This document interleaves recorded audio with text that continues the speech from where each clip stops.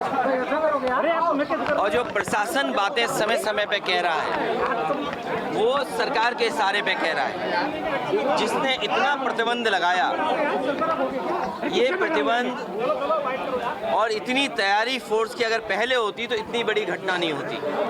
लोगों को न्याय का भरोसा दिलाना इस सरकार की जिम्मेदारी है। न्याय और लोगों को न्याय मिलेगा, इसके लिए प्रशासन और सरकार की जिम्मेदारी बड़ी बनती है।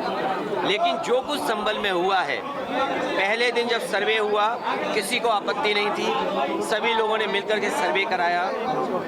आखिरकार दोबारा सर्वे क्यों करने का मन बनाया प्रशासन ने, दोबारा बनाया। और जब जा रहा था सर्वे की टीम में तो बीजेपी के कार्यकर्ता क्यों गए? ये पूरा का पूरा प्रशासन और सरकार का कराया हुआ झगड़ा है। अन्याय अगर किसी ने किया तो सरकार और प्रशासन ने मिलकर किया है। उन्हें न्याय मिले, वहाँ के लोगों का न्याय मिले, शांति हो। और शांति बीजेपी कभी पसंद नहीं कर सकती। शांति होगी तो विकास और खुशहाली होगी, लोग खुशहाली और आगे बढ़ने का सोचेंगे। लेकिन बीजेपी जानबूझ करके कह रहे हैं डेलीगेशन नहीं जाने दिया। और कब तक अंतर्गतवा डेलीगेशन या लोगों को मिलने तो आप देंगे ना? कब तक आप ये भी कोशिश करते हो कि पूरे संभल में टीन लगा दो? याद कीजिए, लखनऊ में टीन लगाई थी, क्या संभल में भी टीन लगा देंगे? हर जगह थे। ये प्रशासन जानबूझ करके ध्यान हटाना चाहता है।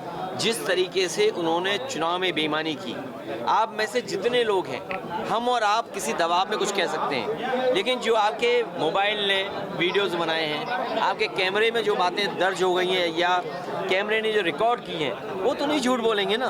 किस तरीके से बेईमानी की, पूरा का पूरा वोट लूट लिया, लोगों को वोट नहीं डालने दिया।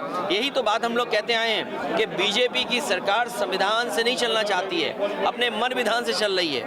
और जब एक एक्ट है, प्लेसेस ऑफ वर्शिप एक्ट है, जब तो आप क्यों इस तरह की बात कर रहे हैं? क्यों इस तरह का काम जानबूझ के कर रहे हैं? आपकी जो मुख्य पार्टी है, मुख्य विचारधारा है, उसके लोग भी यही कहते हैं कि ये जरूरी नहीं कि हर जगह आप खो दें।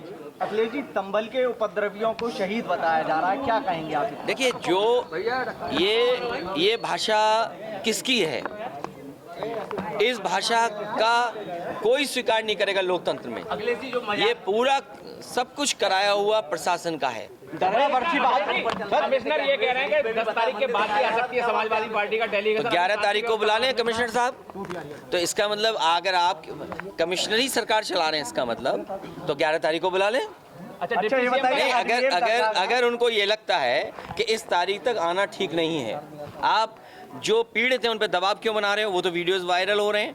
तो सुप्रीम कोर्ट कम से कम इस बात को ऑब्जर्व करेगा कि कैसा दबाव बनाया जा रहा है। अजमेर की दरगाह को लेकर याचिका दायर, अजमेर वाली दरगाह को लेकर क्या कहना चाहिए? प्लेसेस ऑफ वर्शिप एक्ट के बाद इस तरह की बात उठाना, भारतीय जनता पार्टी जानबूझ करके इस तरह का माहौल बना रही है। जितने भी लोग हैं, ये सब भारतीय जनता पार्टी के समर्थित लोग हैं।